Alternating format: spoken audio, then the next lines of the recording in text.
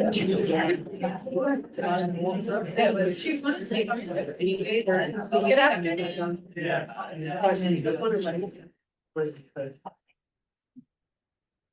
Hi, how are you? Good, how are you? Good.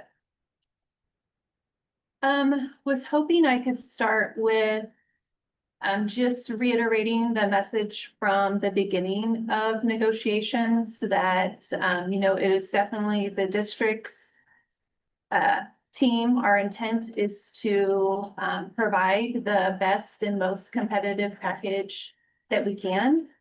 We know that we need the very best staff in front of our students, and that in order to do that, we need to have competitive salary, competitive supplements, and competitive fringe benefits. And so I'm just wanting to make sure that everybody hears that that is the intent, to come forward with the very best for our staff, so that our kids have the very best in front of them. Okay.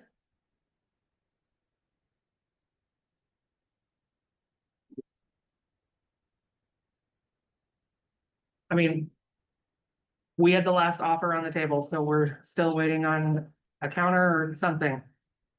I did wonder if you had had a chance to look over the language cleanup document, and if that was something that we could get taken care of. Yeah, but there's things that still need to be changed.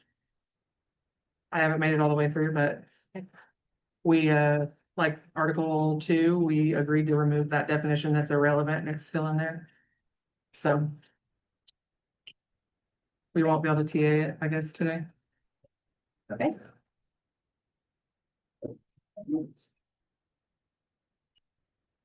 Well, I think moving from there, we would like to do a little bit of a review of the budget and sharing information, just so that everybody is hearing correct and accurate information regarding the budget. Sure. So I'm gonna jump into a number that I've seen kind of floating around there, and then also starting with a comment that was made in the last negotiation session, which I don't think was meant this way, but I want to clarify for the public who may be watching, because this is not a narrative or an idea that we want out there that the district is hiding money. That is a really fortunate thing for anyone to believe going into the budget session, where the board is going to need to pass budget.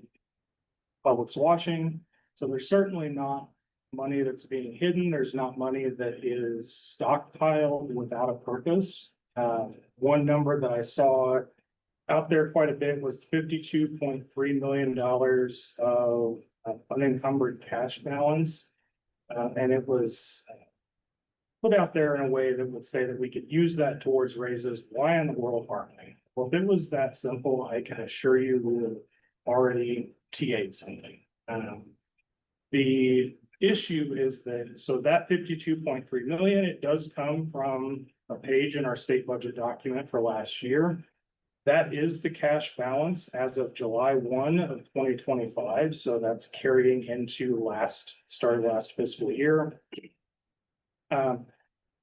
The issue is that that's broken up into a number of funds that cannot by law be used for any purpose other than their intended purpose. So for example, $6.7 million of that is in the bond and interest fund. Which fund? I'm sorry. The bond and interest fund. So the bond and interest fund, we levy just enough to make the bond payments that are due for the bond issues that have been passed in the past by voter approval. So that money rolls over and was sitting there as of July 1 because we have an August bond payment every year. So that money could not be moved and utilized for something else. Other funds that have cash balance and just some reasoning behind that. The capital outlay fund, we levy funds to improve district facilities, purchase technology and other allowable expenses. That can't be used for any other purpose. We could not repurpose that and put it towards raises. The special reserve fund, get a lot of questions about that. It's 11.6 million. That includes things like our flex spending accounts, since we self-administer that program. So anyone who contributes to an FSA account, that money sits there and is available until you spend it, swipe your card. We also are self-funded for our dental insurance, so that funding is held there. We have health insurance reserve and special liability reserve. So we are responsible for 62 buildings in the district. That's 62 roads with 62 $250,000 deductibles for wind and hail insurance or other property and casualty insurance. So we have to be ready, and I know it's been a pretty stormy year, so that's more on people's minds this year than maybe in the past. But we have to be ready if we were going to have a storm come through that we may need to repair multiple buildings all at once. That happened in the 2010-2011 school year. We had to replace 22 roads in 1 year. So just a few things that the use of those funds, that 11.6 million, may go towards. Special education, we begin each year with just enough in that fund to cover the expenses for the following year. So we are always, as we know, in a state where special education funding is in many cases behind where our students need it to be. We are always having to supplement the special education fund with additional general fund at the end of the year just to make ends meet. So that additional carryover could not be repurposed for other needs. I could go through fund by fund of this, but the message that I'm hoping that people understand is that each of these funds has a legal purpose, a legal use that we can or can't use those funds for. What we have really to put towards raises is the increase that we get yearly for general state aid. So the general fund, if you'll notice on this form, had a carryover balance of 0. We have to spend that down every year. There is not extra that we get to hold back or use for another purpose the next year. So that narrative that money is all just sitting there free and we could use it for anything we want is just not correct. So just wanted to help kind of dispel some myths around that. Okay, Our salary proposal that we passed, the Appendix A and the Article 38 on the fringe benefit stands as what we feel like the district can financially support. And we just want to reiterate those percentages that we did make adjustments to the salary schedule and how the percents are being allocated. Making sure that that bottom cell in the corner is getting the minimum of 3% with the step increase, going all the way up to, is it 3.32 pages. and extending to step 26. okay. So you don't have a package counter? We do not. Okay, what would you like to do now? Is that something that you all are wanting to caucus and discuss? I don't need to caucus. I don't need to pull my bargaining unit again about the same dollar amount with no other incentive. Like I was kind of hoping we'd have a package or something to ask them about that's different than the question I've asked them now 3 times. But I already know the answer. I've asked 3 times, so. Okay. So I think at this point, we need to decide if we're moving to impasse and if that's something that we want to file jointly on. We do not want to do that, no.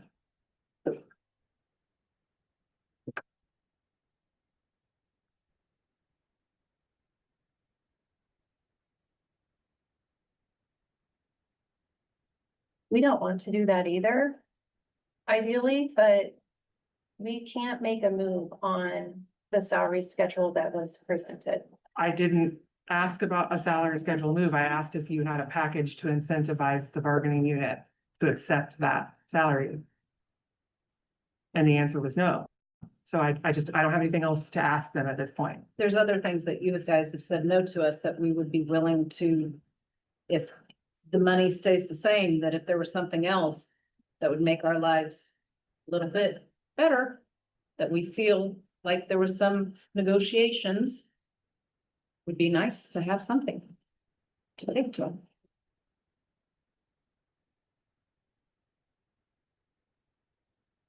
And you're still saying no to our Article 43 counter proposal? I'm saying that that does not accomplish the task that we feel like the bargaining unit asked us to accomplish. Yes.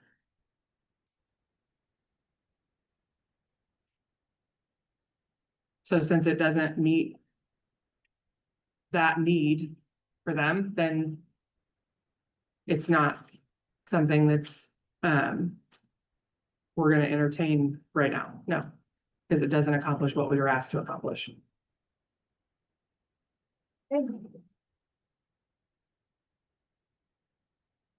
Then I think we're probably ready to move forward with impasse and saying that we're not coming to an agreement. You are welcome to say that.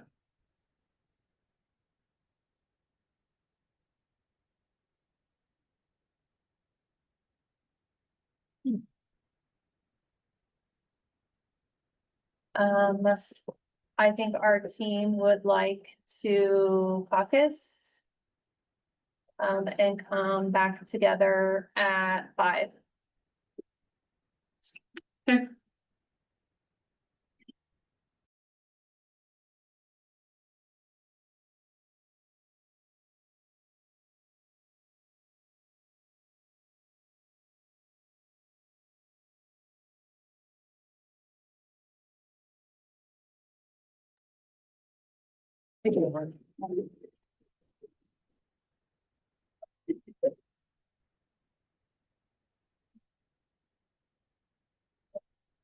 Yeah.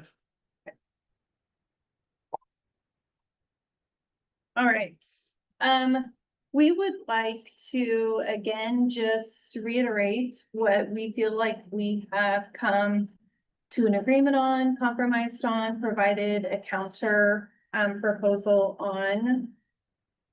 Again, going to a percentage on the salary schedule, adding a step 26. Article 20, adding representation for the first and final improvement plan meetings. Article 31, adding counselors to that specialist column or the ED column. When they get that licensure, we had offered to discuss Article 25 in the duty days during the calendar committee meetings.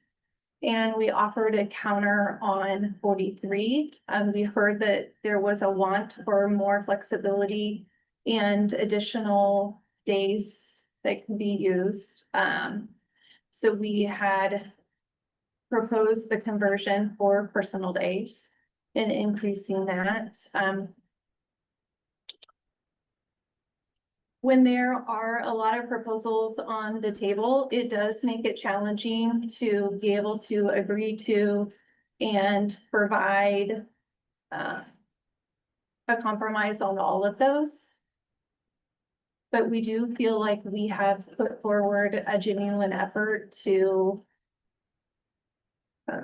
find some common ground. My question is based upon your statement about thank you for the salary schedule and the fringe benefits, but there are other things that we feel like we're still needing. Can you prioritize those and tell us maybe what your biggest ask or need is?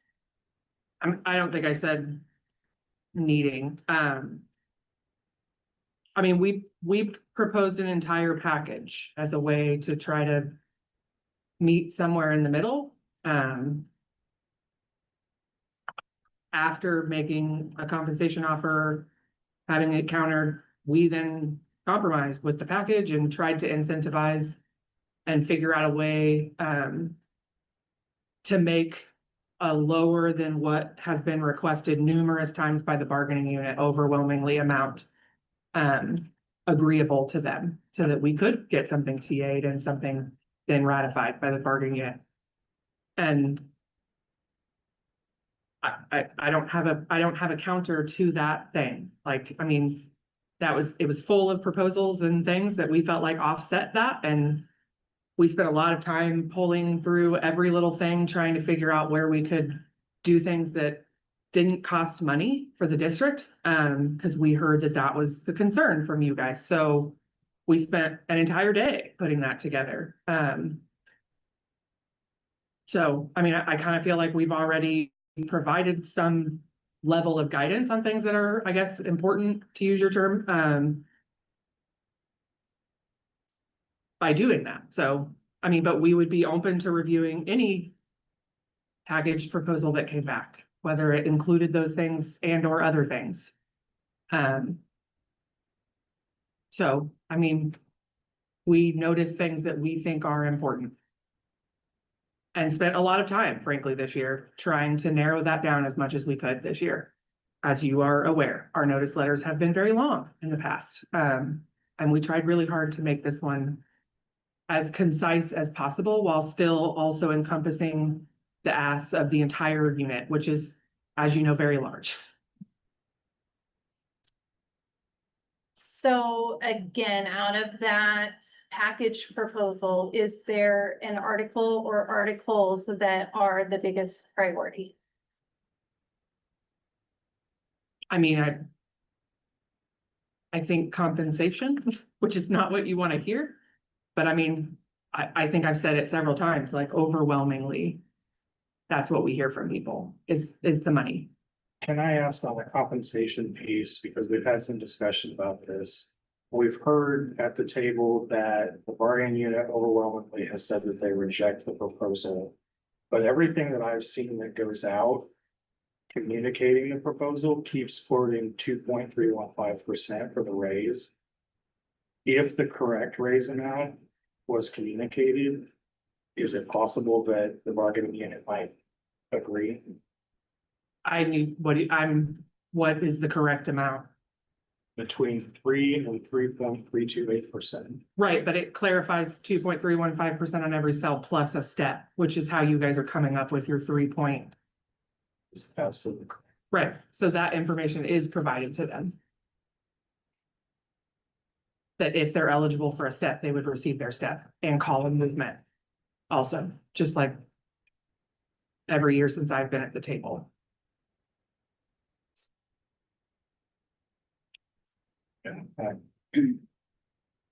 Step is not guaranteed. That's something that. Right, but your offer included a step. That's correct. So that was what I included when I pulled them the last time after you made that offer. Was that for those that are eligible, a step also. Because that's what your offer was. So I mean, I feel like I'm being questioned whether or not I'm sending out misleading information to my bargaining unit when I pull them. But I don't feel like it's misleading for me to say that they receive 2.315% on every cell and a step and column movement if they're eligible. That's what I said about my proposal too, right? Like when I pulled them with my information, I said 3% on every cell plus step and column movement if you're eligible. I didn't then factor in more percentages of their step. I just said you would also get your step and column movement if you're eligible. So I feel like that's fair. So the bargaining unit does acknowledge that the lowest increase that someone eligible for step movement would receive is 3% up to 3.328%.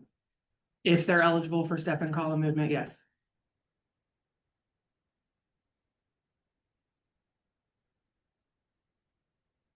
Okay, so going back to our question, we would like to know, out of that package proposal that you presented, which article is your biggest priority?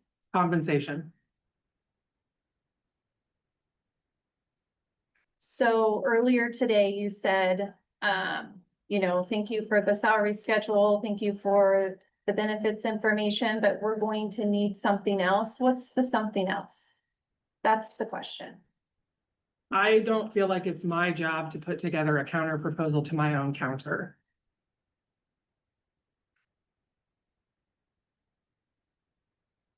So you're not going to outline one of those articles that you feel like is your biggest. I'm not going to hang my hat on one individual article, no. Outside of compensation, I'm not going to do that. I'm not gonna say if you do this on 43, or you do this on 31, or you do this on 20, or you do whatever. I'm not gonna say that that's then definitively gonna solve the problem, no. Okay.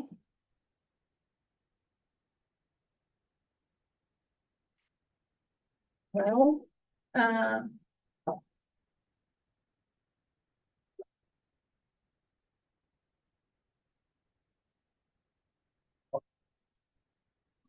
Can you cover next steps as far as the statutory level? This Friday, July 31st, is the statutory impasse date, which means that any district that's not settled at that time is automatically by statute at impasse. That's the next step. If there is not an agreement between the two groups. And even after July 31st, most districts in the state, I think of the 287, most of them will be at impasse by statute. The law also says you can still continue to negotiate. So if there's not any room at this time left, the parties can get together anytime between now and really December and meet and reach an agreement. So neither party has to declare impasse. It'll happen automatically by statute, and the parties will be able to continue to meet after that. So I think there had been numerous other dates that were communicated as possible meetings. So those are available for meeting if the parties are available. do you want to discuss potential future dates? We can email each other. Because I think we're done for today. I mean. I feel like we have an hour and 4 minutes left of a session that we scheduled today. And I don't.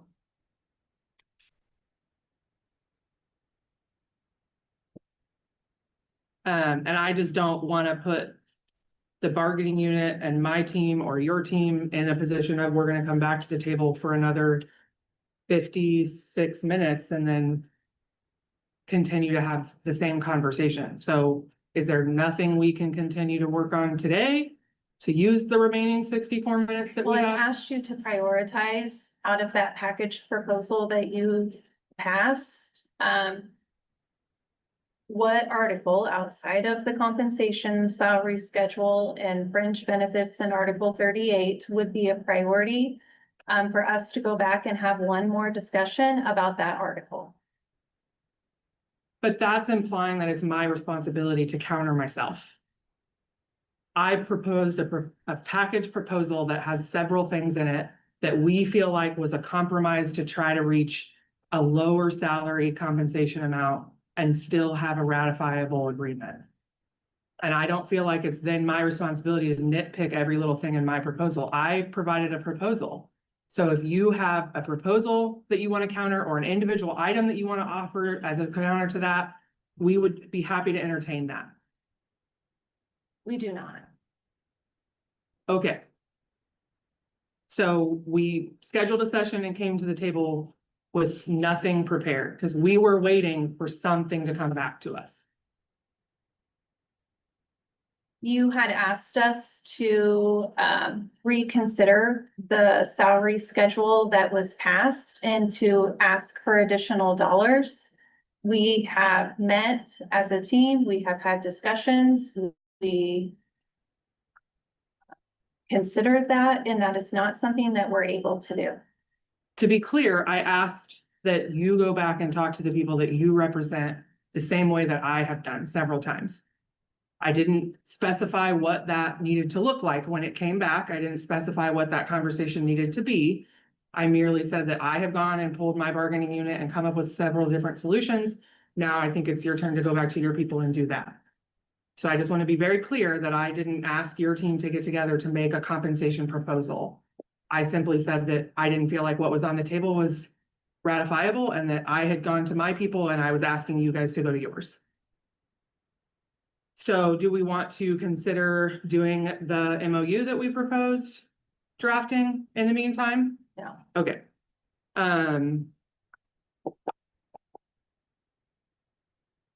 Do we want to look at trying to come back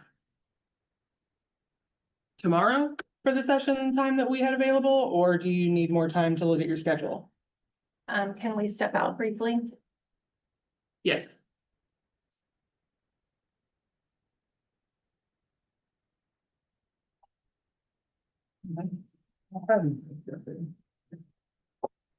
Is the market right too?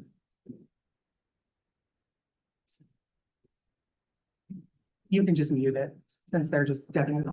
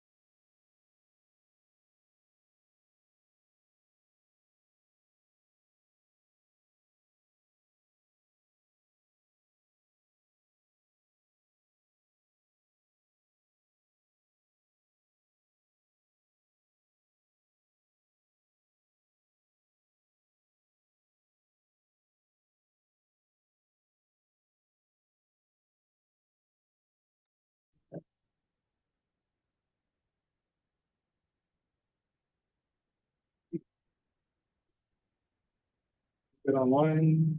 Yeah, she unmuted it. All right, so we've got some next step meeting dates that we can share with you. I did want to just say that I think we're at the point where, and I've heard what you're saying about not wanting to counter yourself. However, I think we've hit a point where we are far enough apart on a few of these different article issues, where on issues that we feel the language in the negotiated agreement as it is works and is better than for students than what is being proposed. But it's difficult for us to come up with something else that we think might address what you're looking for without really understanding all of the underlying thoughts that you've got and why you proposed it in the first place. So when we ask you to prioritize or pick, kind of what are some ones that we could look at closer, it's because we're seeking to understand and try to find where we might be able to find some common ground. So we're not necessarily asking you to counter yourself, but when we're that far apart and our answer has to be, we've just got to stay where it's at, then there might be a point where you need to bring us something that is just a little bit closer, or maybe rethink what could be done in a different way to help us find a way to say yes. Because if we're just gonna sit here and keep bringing the same proposals on both sides, then meeting on Thursday or Friday, the next dates that were available may not be productive. So something to think about for both sides, and then Sarah's got some dates for this. Yes, as far as this week, our team could do Thursday 4 to 5:30. Or Friday 2 to 4. Okay,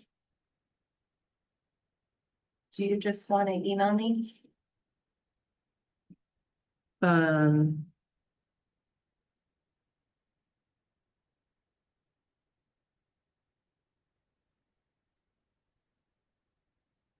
Yeah, okay. I mean, I can already tell you right off the bat that since that wasn't on our original list of dates, that those days are not. If we'd had the time as a team together, we would have provided it originally. And we don't. I have shows and people are getting married and things are, so, we just, yeah. Do you guys we are happy to sit down before, since we have time, before 6:30, we are happy to go meet and figure out some dates, and we can email you before 6:30 some more options. Okay. After whatever our next available, other than tomorrow, whatever our next available is. Okay. So, Sounds good. okay, Thank you. thank you. Can you go stop this? Thank you.